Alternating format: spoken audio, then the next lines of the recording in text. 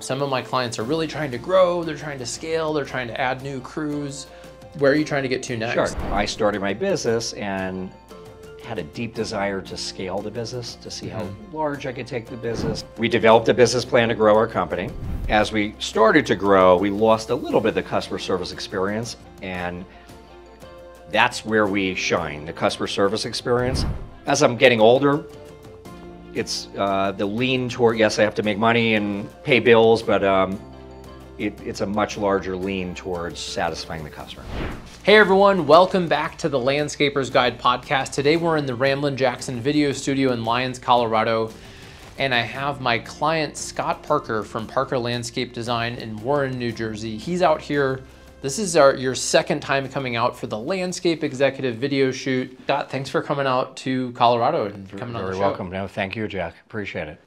First, we got to talk about lunch. What did we just have for lunch? We got to tell people. One of the best barbecue places I've ever eaten at. Not just saying that. Barbecue wings were amazing, and actually spicy wings, and the potato skins were also phenomenal. It was awesome. It was so much fun getting to hang out and do that. Yeah. Well, so for folks who may have not seen your other episode, tell us a little bit about yourself. Who are you, and how long have you been in business, and what do you guys do? So I've been in business. I grew up in family business that was started in 1948. My business is now going on its 23rd year. We're a design build company. We do design and we do construction. The construction is primarily in lighting construction, drainage construction, landscape construction, and hardscape construction, which constitutes a whole wide array of different services. Well, and one of the things that I learned about during this shoot was that you also really love plants. Love plants.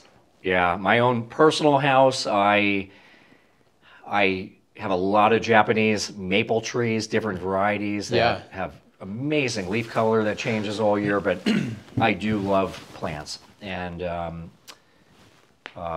probably that love of plants probably started when my grandfather and father had a retail garden center, and I pretty much lived it every day. And how far was that from where you now live in New Jersey? So that garden center was in Scotch Plains, New Jersey. I live in Warren, New Jersey, probably about 15 minutes max. Oh, so pretty close to home. Yeah. Is that garden center still around? Does somebody else own it? Or? It recently was sold off, and that 16-acre facility became, I believe it's single-family housing. Oh, okay. Yeah. Well, bummer. Yeah. But that's cool that you had that experience growing up in the garden center business. Yeah. And you were showing me some plants. I want you to text this to me. In your own yard, you have some succulents, because I've got some succulents here in the studio that I was saying I've brought in. Yeah.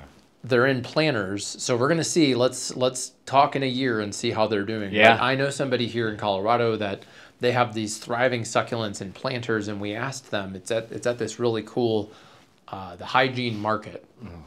We asked the owner, like, hey, how do your succulents are amazing, and they bring them inside in the wintertime. So I'm attempting that this year.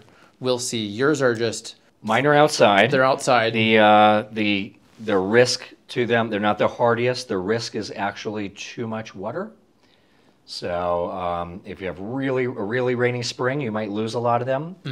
But succulents are in the cactus family, so they require very little water. Well, and here in Colorado, we're in a very arid environment. Now, last year was very heavy rains. It really impacted the landscape industry. We got as much rain before June as we typically do in a whole year. Wow. And I happen to be doing a landscape project with my client, Alpine Gardens, at my personal home, and I understood, but things kept getting moved back, and the concrete people kept getting moved back, and that impacted everything. But we'll see. So speaking of plant hardiness, so one of the things we were doing is we were making a video for your social media, and you came out, we were doing a bunch of video content for your website, for social media, and one of them was about plants.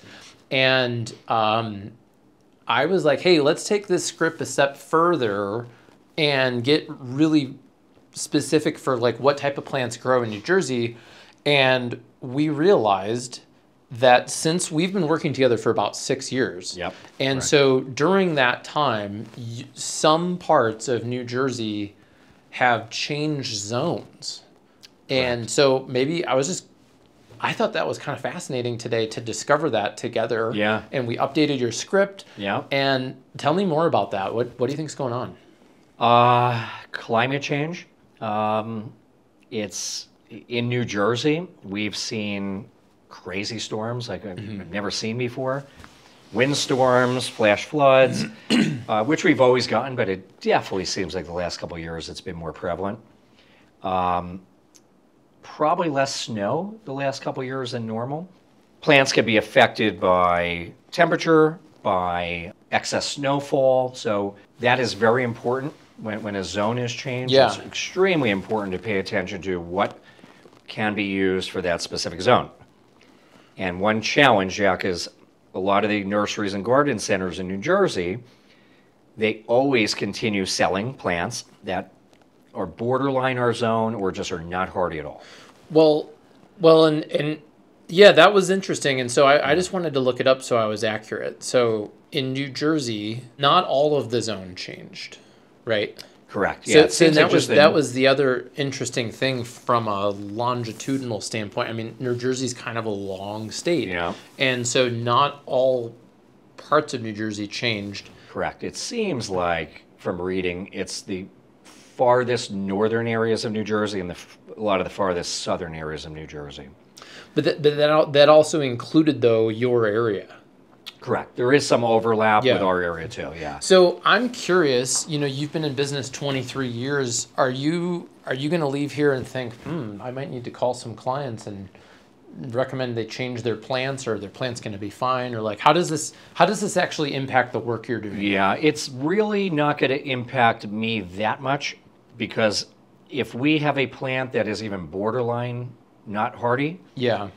we won't use it. And from experience, this is my 23rd year of doing landscape work, we've gotten rid of using popular items that are sold at the garden centers. I don't know why they're popular, because we did not have good luck with them at all. And many of these were thousands upon thousands planted. What were some of them that maybe were popular growing up that maybe even your garden center sold back in the day that you're now like, these plants don't make it? And Sure, it doesn't... yeah. And there's, depending on the site conditions, there are times where we do use some of these plants. So Abelia is a species of flowering shrub. Beautiful, comes in many leaf colors and flower colors and just not very hardy. Japanese scamia, same thing. It's a broadleaf evergreen, so it keeps its foliage all year, and also not very hardy. And items that we still use, but very infrequently, depending on the site conditions, crepe myrtle, trees and shrubs, we love them. Gorgeous, but they're susceptible to winter burn, which is the heavy winter winds, whipping and burning the leaves. Yeah. So we'll only use them, they need a lot of sun. We'll only use them where there really is protection from the wind, which could be a privacy screen or houses close together. And there's a bunch more. There's a ground cover called Lithodora. Gorgeous. It's a dark green contoured foliage with a deep blue fluorescent flower. Impossible to keep alive. And we actually, with that ground cover, I actually called the #1 grower in the entire country to ask them why we were having problems. And unbeknownst to, we had no idea, because the garden centers don't tell you this, it does not have a long lifespan. Really? And in yeah, general? In general. And the center of the plant tends to die out as it matures. So live and learn, and we just adjust to, and I use that at my house and experimented, and no luck at all. Well, that's probably comforting to some people watching who have killed that plant. Yeah, yeah. if you couldn't figure it out. Yeah, in our company, we average way below the industry average. In the Northeast, the industry average is about 12% plant loss each year for the first year that something's planted when it's, Really? yeah. We average about 2.5%, which is very low. And I want to say it's because we plant properly and we know what species to use. And you guys don't do maintenance. No. So you're getting 2.5% plant survival. I'm sorry, mortality. Mortality. Even without doing the maintenance. Even without the maintenance, yeah. We'll do specialized pruning. We do have great companies that we recommend for lawn maintenance, and Yeah. but a lot of the specialized pruning we'll do. Would you attribute it then primarily to plant selection? No, What? just nature.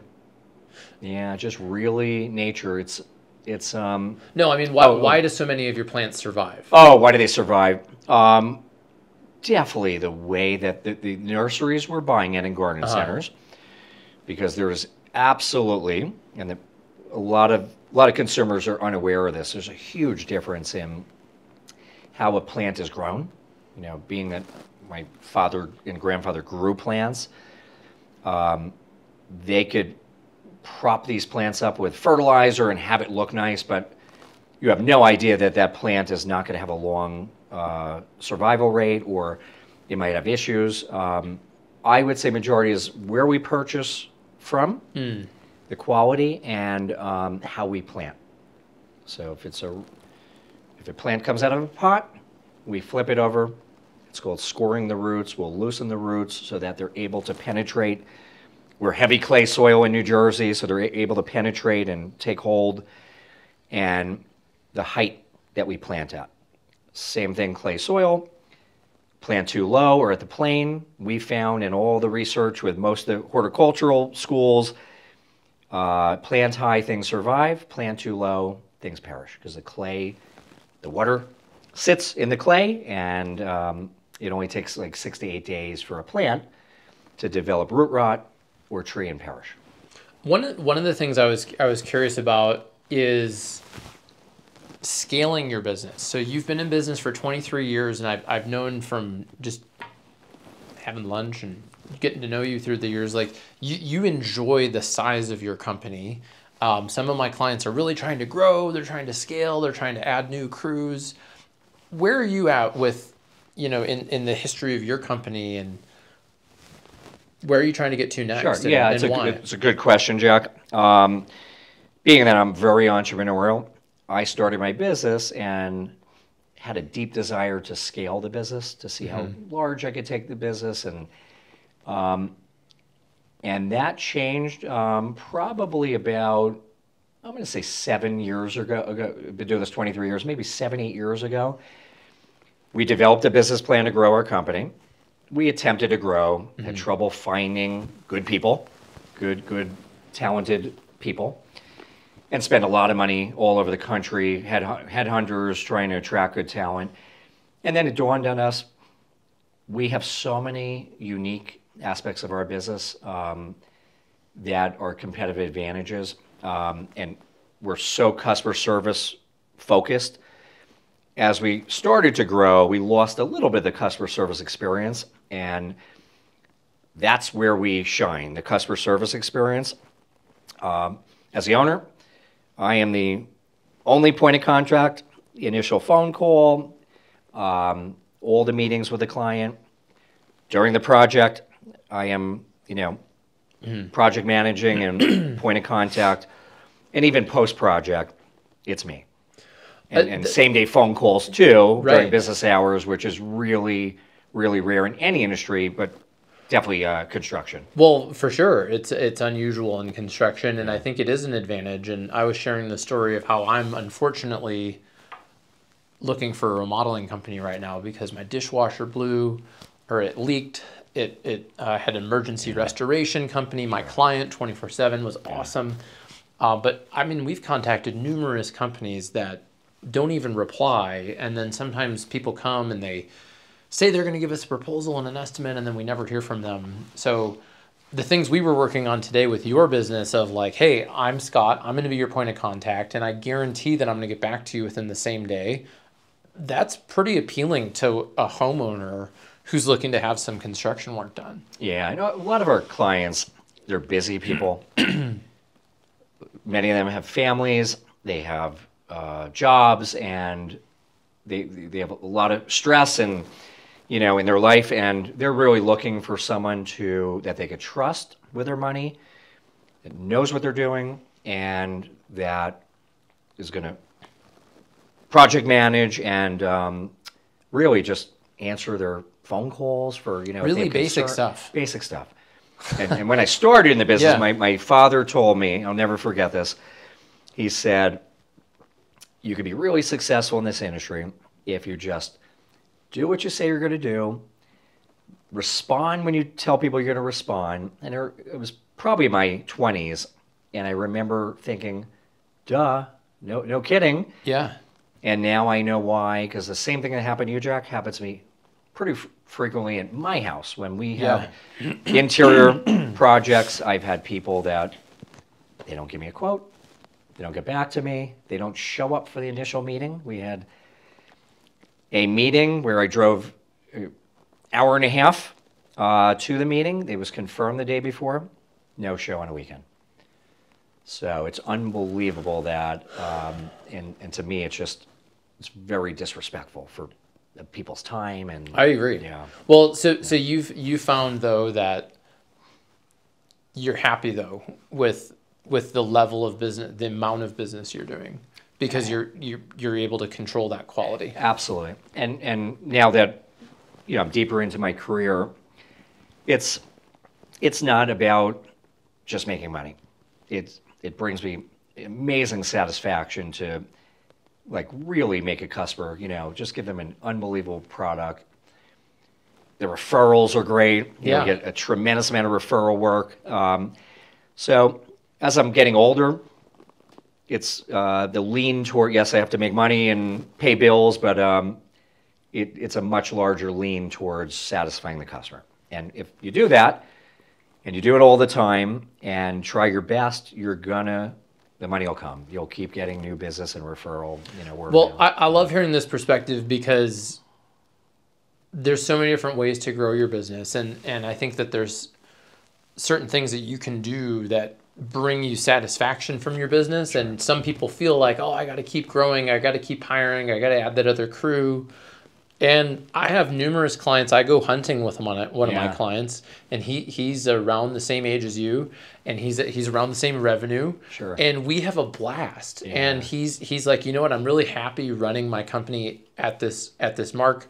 And many clients around your size and his size make more profit than some of the companies I know who do a higher top line revenue, but their overhead, their stress is much higher. They're not actually making more profit. It's a very hard industry to have your revenue curve, your income curve follow your revenue curve. It's dependent on the economy. I mean, most of our services are discretionary other than probably drainage work. So bad economy, it's very labor intensive. There's a lot of regulation, especially with what's happening right now with getting labor into this country, that people that are willing to work and willing to educate themselves. It's very, it's hard. You don't see a lot of Americans doing the kind of work out there. So there's a lot of macro events that could really affect you financially, and there's a lot of there's a reason why there's pretty much no publicly traded landscape companies. The publicly traded ones are the ones that have residual income, like the Brightscapes. Large lawn maintenance, commercial lawn maintenance, sprinkler companies. Those are the companies getting bought out. And so very happy though at the level we're at. We try our hardest and we do a great job making our customers very happy, and we do very unique work. What's your favorite part about running the company at this phase? Making customers happy. Yeah, by far. Yeah. Do you think that was a learned passion? How did you realize that's what makes you happy? Yeah, I've always cared about people. Mm-hmm. And I'm a big believer. No matter what I was selling, you know, whatever service I was selling or whatever industry I was in, I would always give 110% to please the customer. Just the way I was brought up, and it just brings me a lot of joy to see customers happy. So now it wasn't really learned. But again, I think as I've gotten older, the money's less important to me, and just really, because now we're seeing the fruits of our labor or competitive advantages coming to fruition. We won 3 recent awards this past year for our work, and that's becoming more important. So Scott, what are you doing here in Colorado again? We just did like a full day of video. We shot social media, we shot website videos, and we did all of this a couple of years ago. Why are you here again? What are we doing? More videos. I think videos sell. We're doing different types of videos, and I didn't tell you, Jack, but I have more that we didn't get to today that I want to eventually talk to you about. But you know, it personalizes. Someone goes on your website. We want them to almost feel like they met me before I show up at their door, and people like to do business with people they like, and we're trying to convey that. Yeah, I think I actually, that reminds me, when we met in person for the first time after years of working together, I think we like met at the Landscape New Jersey trade show. That's right. A week before COVID, maybe? A week before COVID. A couple days before COVID. It was literally days before COVID, because I flew out there, I spoke, I went to New York City, I did all the things I wanted to. I went downtown, I rode the subway, I got gyros, I had pizza. Like that was like what I wanted to do. And then the world went dark. Yeah, and then I came home and I had an employee fly out who still works with me. Yeah. Rebecca was one of the last people I flew out for an interview, because we used to fly people out for a final interview. We felt like we needed to do that. And I remember she was looking at her phone. She's like, some of the airports are closing. I'm like, what are you talking about? And it was like the next day, or like that day, COVID was starting and things were closing. But when we met after that, years later in Colorado, you were like, oh, Jack,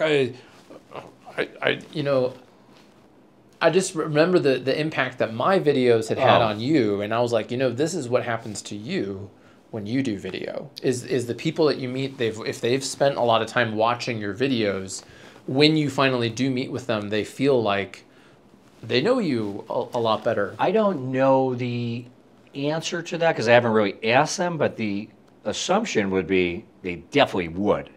Right. We're doing these personalized videos, and they see what I look like. They see how fast I talk. They see if educated in what I'm talking about. Mm-hmm. So it's kind of a no-brainer that it's definitely going to personalize the relationship before you meet, and it might also eliminate people who are not going to call 15 companies out. It might put you over the top at getting your company to come out versus another company that they can't have that personal touch on the website. Well, the other thing is, most landscape companies aren't doing video. So when you have video, and when it's well done and it's professional and it's helpful, like your videos today taught people a lot about plants. Sure, It taught them about mistakes. It taught them about decisions to make, about how they live and how they're So you are building relation. Everyone says it's a relationship business, and it is relationship business, and part of the way people build that relationship can happen before they even meet you. Sure. Through video, through your content, through your reviews. I remember we were looking to remodel. For my personal house, we went on to, we were looking at reviews online, got to a couple websites, and one of them really stood out. Why? They had an interaction with the owner talking to the customer, and I felt like before I even met the owner, I could trust him. It just was such a personal touch. Here you are hearing the feedback of a customer and the owner's interaction. So to me, it's kind of a no-brainer. Yeah. Yeah, and some of those things are hard to quantify. Yeah. In marketing. 100%. Unless you interrogate your customer, like, did you watch this video? Did you watch this video? Like, how did you feel while you watched the video? You're definitely. Or one of the other things that you guys do really well is your photography. Yeah. Your photos are, I tell people all the time, I'll pull up their website and I'll pull up your website. We might have a similar design between the websites. Sure. And I'll say, what do you think of these photos versus your photos? And the answer is very clearly that these look like what you're selling, which is a design. You're selling an experience for people. Sure. So talk to me about photos. You invest a fair amount in photography. Photos are a real pain in the butt. So I don't know, and I'm going to tell you why. So we have some professionally shot. I shoot the majority of the photos on our website. Mm-hmm. And boy, to get a good picture, the lighting has to be right. You know, too sunny, it doesn't come out good. Right. We do lighting too, so night shots are a whole different animal.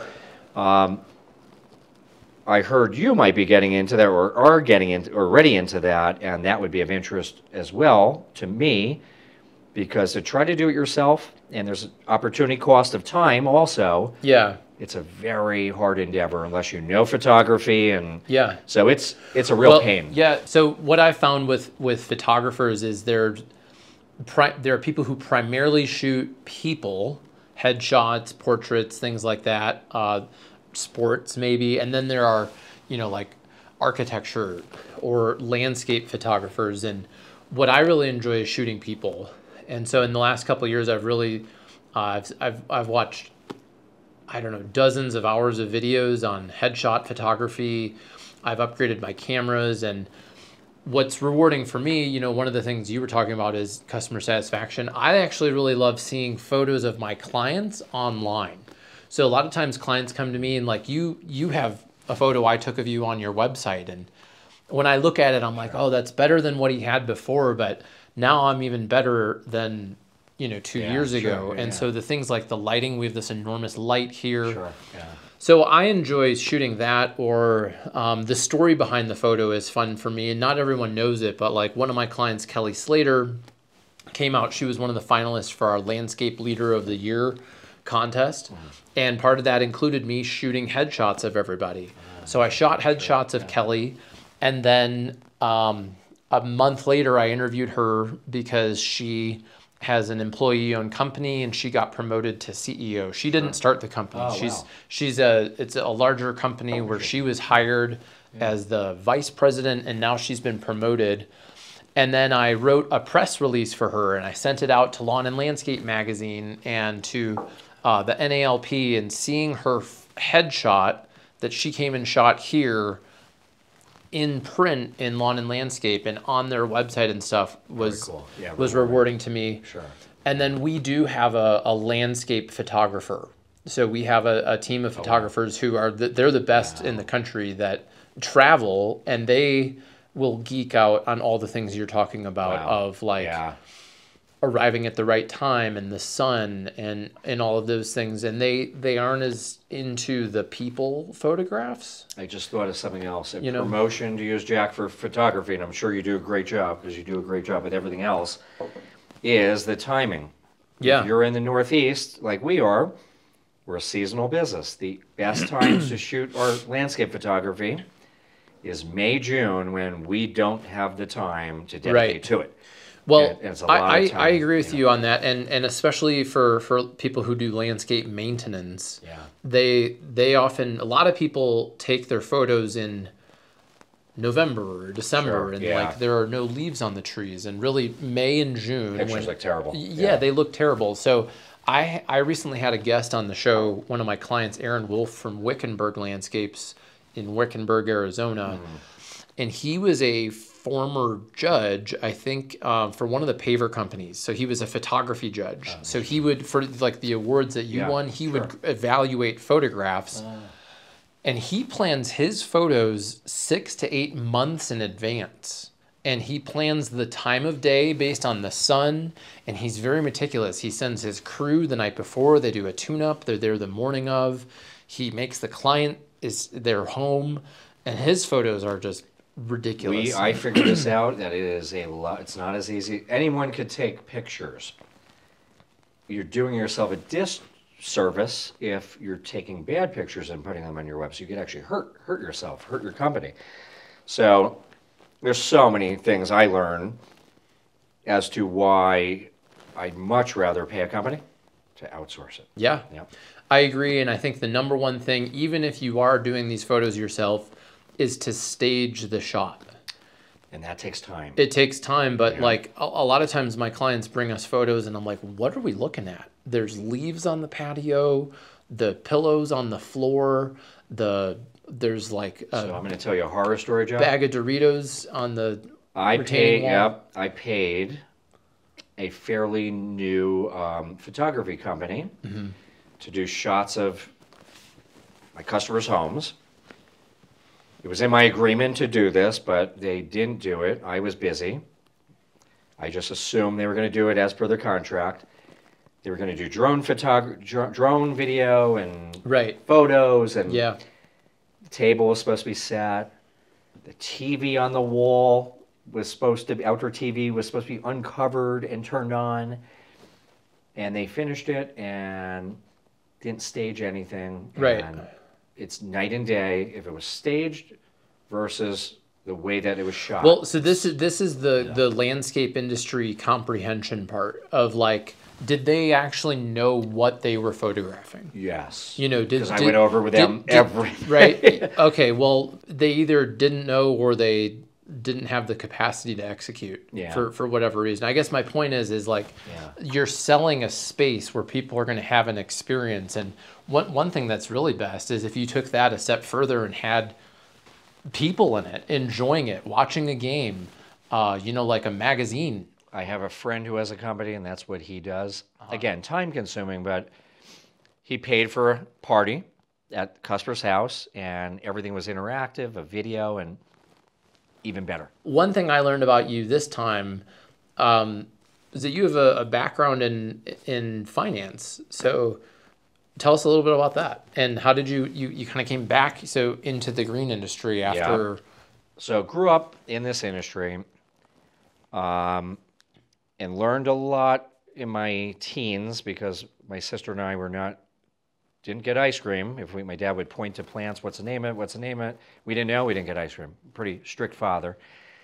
So I was a finance major at Tulane, wanted to go on Wall Street, was on the money management side, and just when I was about to make a lot of money, all my friends are day trading, making millions of dollars with their hat backwards and in shorts, starting to trade early in the morning and leaving work at 4:35 after the markets close, and they do a little bit of homework after. And in New York City, and everyone's having fun and seemed like a grand old time. And then reality set in a couple years later, 2001, the internet bust, technology bust, and I was making a lot of money and lost a lot of it, and decided too much stress. Not that my industry is not stressful, but certain people are cut out for it. I was not a good trader, I'll admit it, and I just didn't like making a lot of money one day and feeling amazing, and the next day losing a lot of money, and it was just a very unstable way to feel every day. What did you take away from that experience that's still part of your life now? I'm glad, really happy I tried this, because I have friends that made millions. I have one person we know that's a billionaire now from trading. So I'm happy I tried it, because I could say I gave it a shot over a bunch of years and wasn't for me. I think I would have regrets if I didn't.